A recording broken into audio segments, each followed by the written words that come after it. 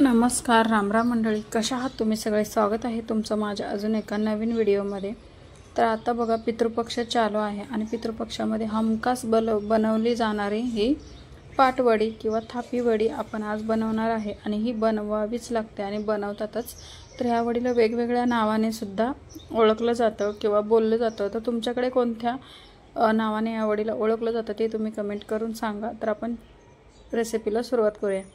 एक बाउल घेतलेला आहे। एका बाउलमध्ये तुमच्या कोणत्याही एका वाटीच्या तुमच्या अंदाजाने एक वाटी बेसन घ्यायचं आणि त्याच वाटीने एक वाटी पाणी सुद्धा घ्यायचं। जितकं बेसन घेतलंय ना तितकं पाणी आहे। थोडंसं बेसन जास्त असलं पाणी कमी लागू शकतं, पण जेमतेम तितकंच लागू शकतं। तुमच्या अंदाजाने वाटीच्या अंदाजाने तुम्ही हे पाणी करून घ्यायचं।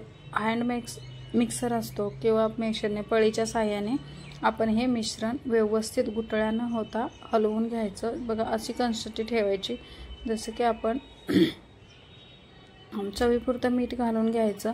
व्यवस्थित परत एकदा मिक्स करायचं। मीठ तुम्ही नंतर सुद्धा घालू शकता, पण आताच मी घालून घेतलेलं आहे अंदाजाप्रमाणे। चवीपुरतं घालून घ्यायचं, परत हलवायचं आणि व्यवस्थित करून ठेवायचं। आता याला एक मसाला करून घेऊया।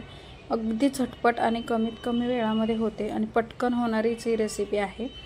शेवटपर्यंत बघा। रेसिपी आवडली तर लाईक शेअर करायला विसरू नका आणि सबस्क्राईबसुद्धा नक्की करा। ओवा घेतलेला आहे, जिरे घेतलेले आहेत, लसणाचा एक गड्डा घेतलेला आहे, मिरची आणि कोथिंबीर घ्यायची, याचा मस्त असा ठेचा बनवायचा। आता काही ठिकाणी या वडीला आहे ना बेसन वडीसुद्धा म्हणतात, तर तुम्ही बेसन वडीसुद्धा बोलू शकता। एका जाडबुडाच्या कढई घ्यायची, जिरे आणि मोहरीची फोडणी द्यायची, मस्त व्यवस्थित फोडणी द्यायची। ठेचा वाटून घेतलेला जो असतो तो आपण घालून घ्यायचा। याच्यामध्ये थोडंसं हिंग घातलेलं आहे, हळद घातलेली आहे, हळदीने कलर छान येतो। हळद थोडीशी जास्त वापरायची, हिरवा आणि पिवळा दोन्हीचं मिक्स होऊन। तो इथे अर्धी वाटी गरम पाणी घातलेलं आहे। टोटल आपल्याला 1.5 वाटी पाणी लागलेलं आहे या पाटवडीसाठी किंवा थापी वडीसाठी। तुमच्याकडे याला काय बोलतात ते तुम्ही कमेंट करून नक्की सांगा।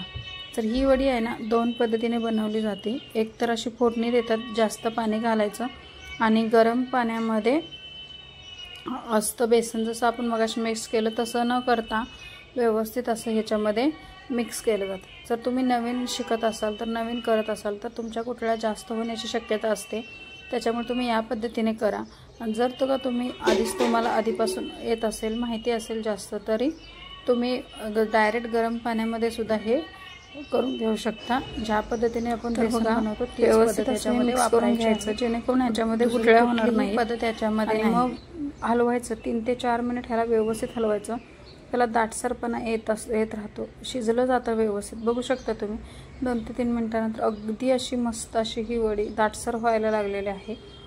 अजून ह्याला आहे ना आपण नंतर ना झाकून ठेवायचं आणि 2 ते 3 मिनिट व्यवस्थित वाफ करून घ्यायची, म्हणजे छान शिजलं जाईल। आणि बेसनचा जो वास असतो तो असतो ना व्यवस्थित शिजला ना छान लागतो आणि चवीला सुद्धा वडी छान उतरते, त्याच्यामुळे सतत हलवत राहायचं। आता बघा, कढईपासून असं सुटायला लागलं आहे, असा गोळा तयार झाल्यासारखा झालेला आहे आपला। आता आपण झाकून ठेवून 2 ते 3 मिनिटासाठी ठेवून द्यायचं। गॅस मिडियम ठेवायचा, नाहीतर घर खालून करपू शकते आणि वडीची चव बदलू शकते। इथे एक पसरट ताट किंवा तुमच्याकडे जे पण मोठं असेल ते तुम्ही घ्यायचं। कडेने सगळीकडे तेल लावून घ्यायचं, म्हणजेच की आपली पाटवडी चिकटणार नाही आहे खाली, लक्षात घ्यायचं। बघू शकता तुम्ही इथे। आता ही काढून घ्यायचं आपल्याला आणि ही ना गरम असेपर्यंतच पसरवून घ्यायची, म्हणजेच ही थंड झाली ना की पसरवली जात नाही किंवा थापली जात नाही। त्याच्यामुळे अशा चमच्याच्या साहाय्याने, हाताच्या साहाय्याने व्यवस्थित अशी ही वडी आपल्याला सेट करून घ्यायची आहे। आता इथे तुम्ही जर छोटं भांडं घेतलं ना तर मग ती सेट करताना थोडीशी अडचण होते, त्यामुळे ही मोठं आणि पसरट असं भांडं घ्यायचं, म्हणजेच की आपल्याला व्यवस्थित ही वडी सेट करता येईल। हाताने पाणी लावून किंवा विदाऊट पाण्याची सुद्धा ही वडी, जर जास्त गरमच असेल तर थोडंसं हाताला पाणी लावून तुम्ही करू शकता। तर बघा, इथे अशा पद्धतीचा तुम्ही आकार देऊ शकता की म्हणजे साईडने चिरा केलेल्या वगैरे असं दिसत नाही आहे। असं सेट केलं की छान दिसतं। कोणताही पदार्थ केण्याच्या पेक्षा सुद्धा सेट करणं किंवा त्याला डेकोरेट करणं हेच छान असं दिसण्याचं हे असतं। तर बघा इथे वरून तीळ आवडत असतील तर घाला, पण तिळाने छानही दिसतं आणि चवही छान लागते भाजल्यानंतर. अशीच तुम्ही वडी हे करू शकता. याच्यावरती आपण किसलेलं खोबरंसुद्धा घालणार आहोत. आता खोबरं तुम्ही आवडत असेल तर घाला. बारीक असं किसलेलं खोबरं आहे. मस्त सगळीकडनं असं आपण पसरवून घ्यायचं आणि वरून चिरलेली कोथिंबीरसुद्धा घालायची. थोडंसं आपल्याला याच्यानंतरसुद्धा असं स्टेप करून घ्यायचं आहे, थापून घ्यायचं आहे.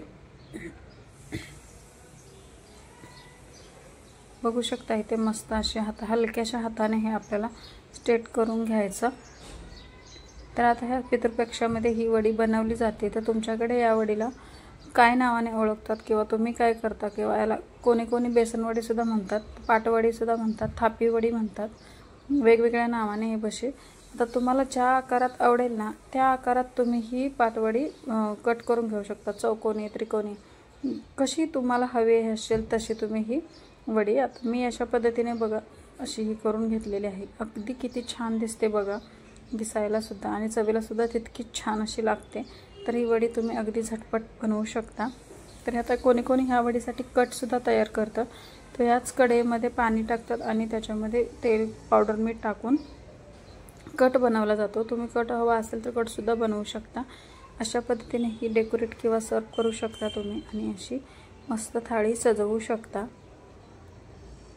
तर कशी वाटली आहे ही पूर्ण रेसिपी तुम्ही कमेंट करून नक्की सांगायचं.